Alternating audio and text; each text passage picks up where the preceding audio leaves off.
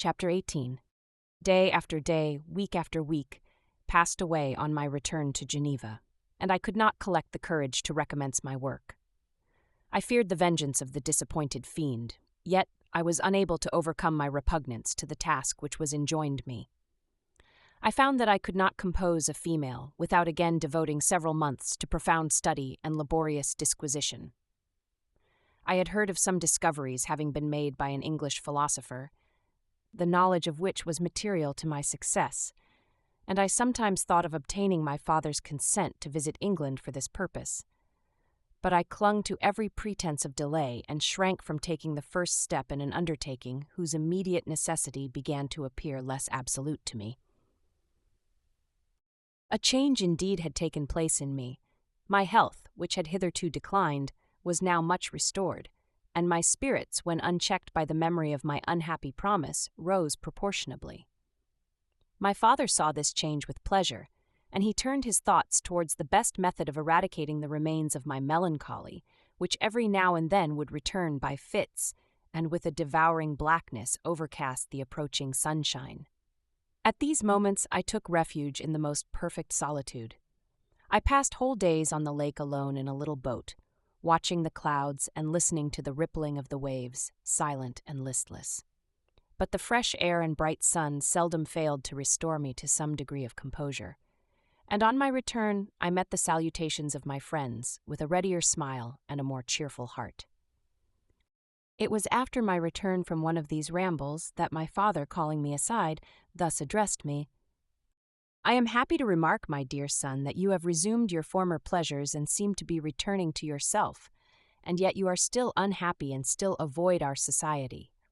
For some time I was lost in conjecture as to the cause of this, but yesterday an idea struck me, and if it is well founded, I conjure you to avow it. Reserve on such a point would be not only useless, but draw down treble misery on us all." I trembled violently at his exordium, and my father continued: "I confess, my son, that I have always looked forward to your marriage with our dear Elizabeth as the tie of our domestic comfort and the stay of my declining years. You were attached to each other from your earliest infancy. You studied together and appeared, in dispositions and tastes, entirely suited to one another. But so blind is the experience of man that what I conceived to be the best assistance to my plan may have entirely destroyed it. You, perhaps, regard her as your sister, without any wish that she might become your wife. Nay, you may have met with another whom you may love, and considering yourself as bound in honor to Elizabeth, this struggle may occasion the poignant misery which you appear to feel." "My dear father, reassure yourself. I love my cousin tenderly and sincerely. I never saw any woman who excited, as Elizabeth does, my warmest admiration and affection. My future hopes and prospects are entirely bound up in the expectation of our union. The expression of your sentiments of this subject, my dear Victor, gives me more pleasure than I have for some time experienced. If you feel thus, we shall assuredly be happy. However, present events may cast a gloom over us. But it is this gloom which appears to have taken so strong a hold of your mind that I wish to dissipate. Tell me, therefore, whether you object to an immediate solemnization of the marriage. We have been unfortunate, and recent events have drawn us from that everyday tranquility befitting my years and infirmities. You are younger, yet I do not suppose, possessed as you are of a competent fortune, that an early marriage would at all interfere with any future plans of honor and utility that you may have formed. Do not suppose, however, that I wish to dictate happiness to you, or that a delay on your part would cause me any serious uneasiness. Interpret my words with candor and answer me, I conjure you, with confidence and sincerity." I listened to my father in silence and remained for some time incapable of offering any reply. I revolved rapidly in my mind a multitude of thoughts and endeavored to arrive at some conclusion. Alas! To me the idea of an immediate union with my Elizabeth was one of horror and dismay. I was bound by a solemn promise which I had not yet fulfilled and dared not break, or if I did, what manifold miseries might not impend over me and my devoted family. Could I enter into a festival with this deadly weight, yet hanging round my neck and bowing me to the ground? I must perform my engagement and let the monster depart with his mate before I allowed myself to enjoy the delight of a union from which I expected peace. I remembered also the necessity imposed upon me of either journeying to England or entering into a long correspondence with those philosophers of that country whose knowledge and discoveries were of indispensable use to me in my present undertaking. The latter method of obtaining the desired intelligence was dilatory and unsatisfactory. Besides, I had an insurmountable aversion to the idea of engaging myself in my loathsome task in my father's house, while in habits of familiar intercourse with those I loved. I knew that 1,000 fearful accidents might occur, the slightest of which would disclose a tale to thrill all connected with me with horror. I was aware also that I should often lose all self-command, all capacity of hiding the harrowing sensations that would possess me during the progress of my unearthly occupation. I must absent myself from all I loved while thus employed. Once commenced, it would quickly be achieved, and I might be restored to my family in peace and happiness. My promise fulfilled, the monster would depart forever. Or so my fond fancy imaged. Some accident might meanwhile occur to destroy him and put an end to my slavery forever. These feelings dictated my answer to my father. I expressed a wish to visit England, but concealing the true reasons of this request, I clothed my desires under a guise which excited no suspicion, while I urged my desire with an earnestness that easily induced my father to comply. After so long a period of an absorbing melancholy that resembled madness in its intensity and effects, he was glad to find that I was capable of taking pleasure in the idea of such a journey, and he hoped that change of scene and varied amusement would, before my return, have restored me entirely to myself. The duration of my absence was left to my own choice. A few months, or at most a year, was the period contemplated. One paternal kind precaution he had taken to ensure my having a companion. Without previously communicating with me, he had, in concert with Elizabeth, arranged that Clerval should join me at Strasbourg. This interfered with the solitude I coveted for the prosecution of my task. Yet at the commencement of my journey, the presence of my friend could in no way be an impediment, and truly I rejoiced that thus I should be saved many hours of lonely, maddening reflection. Nay, Henry might stand between me and the intrusion of my foe. If I were alone, would he not at times force his abhorred presence on me to remind me of my task, or to contemplate its progress? To England, therefore, I was bound, and it was understood that my union with Elizabeth should take place immediately on my return. My father's age rendered him extremely averse to delay. For myself, there was one reward I promised myself from my detested toils, one consolation for my unparalleled sufferings. It was the prospect of that day when, enfranchised from my miserable slavery, I might claim Elizabeth and forget the past in my union with her. I now made arrangements for my journey, but one feeling haunted me which filled me with fear and agitation. During my absence, I should leave my friends unconscious of the existence of their enemy and unprotected from his attacks, exasperated as he might be by my departure. But he had promised to follow me wherever I might go, and would he not accompany me to England? This imagination was dreadful in itself, but soothing inasmuch as it supposed the safety of my friends. I was agonized with the idea of the possibility that the reverse of this might happen. But through the whole period during which I was the slave of my creature, I allowed myself to be governed by the impulses of the moment, and my present sensations strongly intimated that the fiend would follow me and exempt my family from the danger of his machinations. It was in the latter end of September that I again quitted my native country. My journey had been my own suggestion, and Elizabeth therefore acquiesced, but she was filled with disquiet at the idea of my suffering, away from her, the inroads of misery and grief. It had been her care which provided me a companion in Clerval, and yet a man is blind to 1,000-minute circumstances which call forth a woman's sedulous attention. She longed to bid me hasten my return. 1,000 conflicting emotions rendered her mute as she bade me a tearful, silent farewell.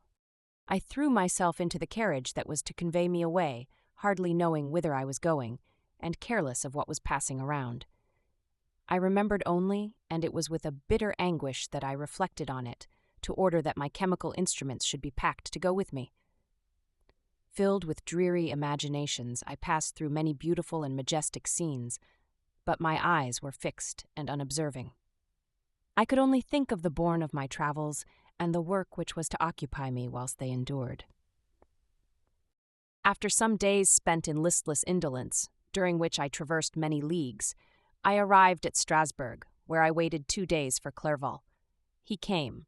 Alas, how great was the contrast between us! He was alive to every new scene, joyful when he saw the beauties of the setting sun, and more happy when he beheld it rise and recommence a new day.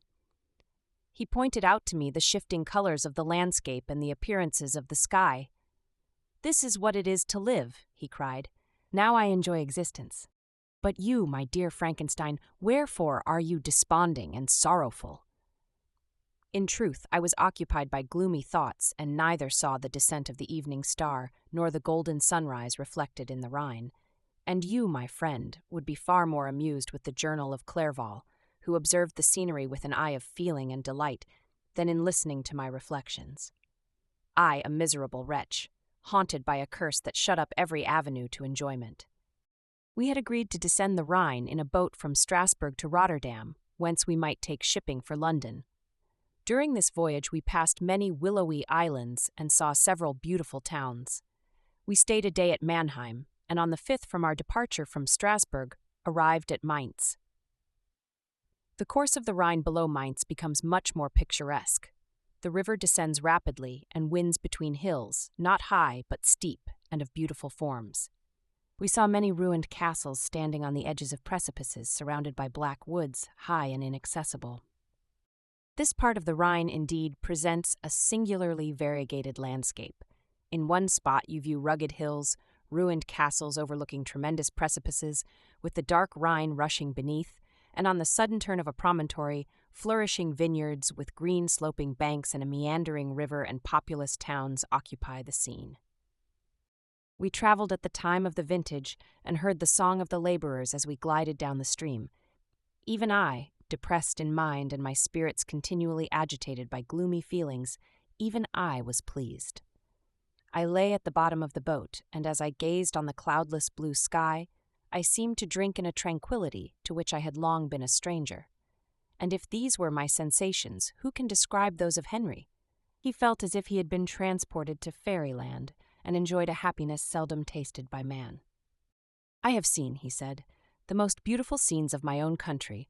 I have visited the lakes of Lucerne and Uri, where the snowy mountains descend almost perpendicularly to the water, casting black and impenetrable shades, which would cause a gloomy and mournful appearance were it not for the most verdant islands that relieve the eye by their gay appearance. I have seen this lake agitated by a tempest, when the wind tore up whirlwinds of water, and gave you an idea of what the waterspout must be on the great ocean, and the waves dash with fury the base of the mountain, where the priest and his mistress were overwhelmed by an avalanche, and where their dying voices are still said to be heard amid the pauses of the nightly wind.